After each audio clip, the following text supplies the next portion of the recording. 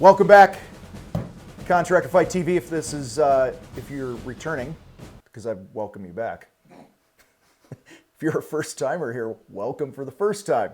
Today we're going to talk about the key to having success in sales when you're selling your contracting services. Let's do it.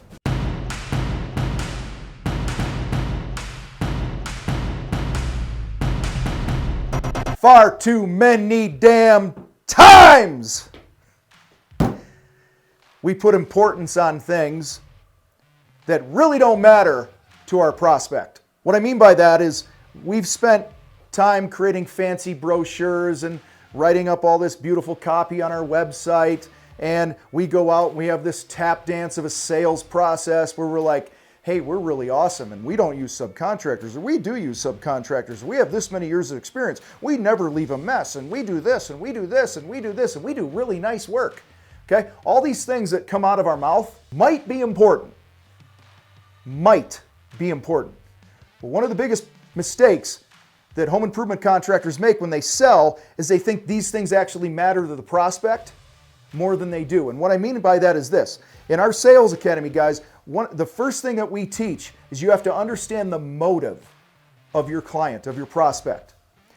People buy for their reasons, not yours. Time and time again, I'll see posts in our social media channels and comments here about, I went out and I can't believe that they weren't impressed with my years of experience and our quality of work and this and that. And sometimes I'll reply and I'll just go, well, what was their reason for wanting to buy? What was their true motive? Guys, fancy brochures, years of experience, competitive pricing, blah, blah, blah. These things might matter to your prospect, but make no assumptions. You know that old acronym or whatever my grandmother taught me? I don't know if it's an acronym, but when you assume you're making an ass out of you and me, okay? Make no assumptions. That's one of the worst things we could do in the sales process, okay? Until you truly connect with your prospect as a human being that has fears and concerns and dreams, pain, pleasure. Really, those are the two reasons that we buy, right? I'm buying because of the pain that I'm feeling here. My heat ain't working. Or the pleasure, I want to have a kick-ass, backyard that I can entertain. That's pleasure.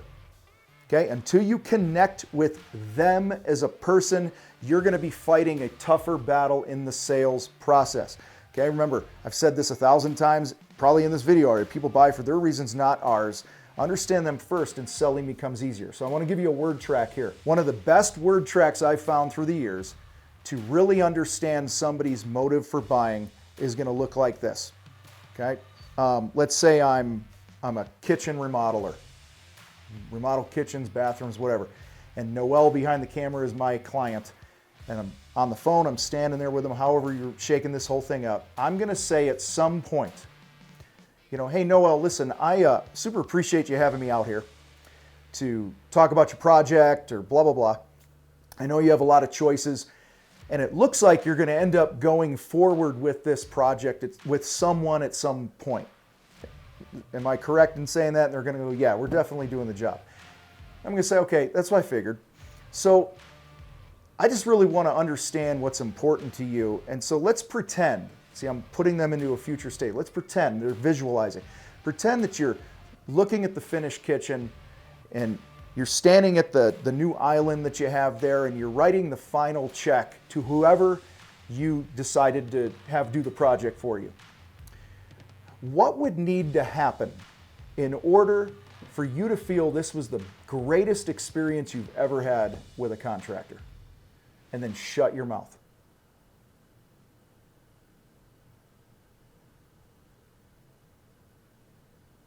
You shut your mouth.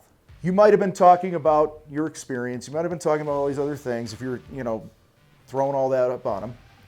But when you ask a question like this, it's an open-ended question, they're going to give you what's truly important to them. You might hear things like, I don't want a to-do list after the contractor leaves.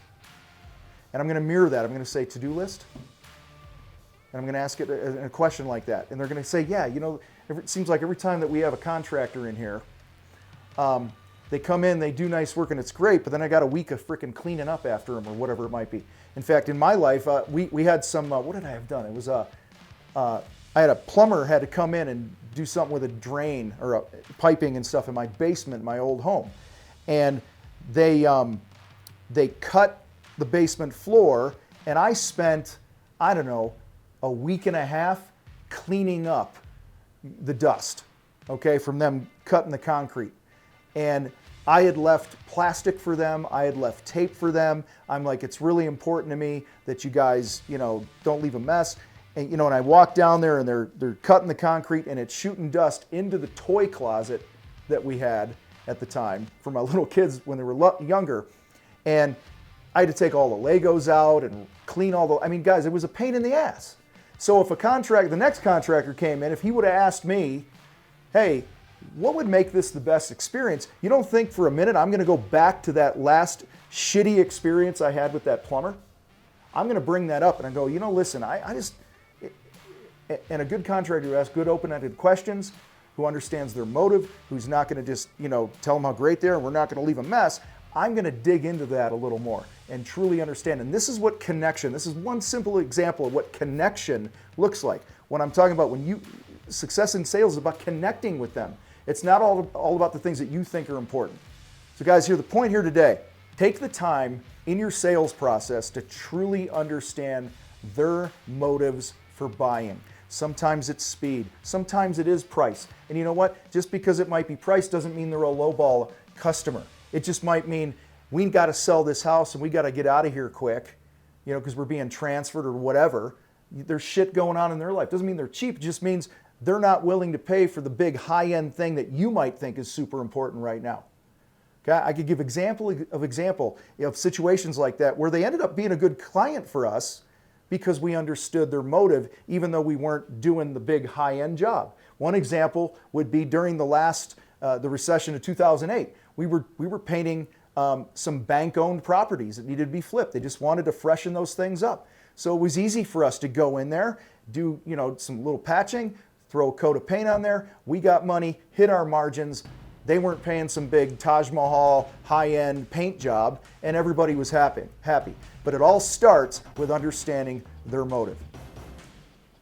Make sure you take the time to understand that if you want sales, everything in the sales process to be easier going forward. I appreciate you guys hanging out with me here today on Contractor Fight TV. If you want to learn how to sell, hit the link in the description below. Go to contractorsalesacademy.com. We got a lot of good stuff in there. We got several hundred contractors from all over the place, from all different sorts of trades, where they're learning how to do this, and they're making a butt ton more money. They're saving a ton of time because they're really focused on this first step here in our process, our 5-step process of the motive.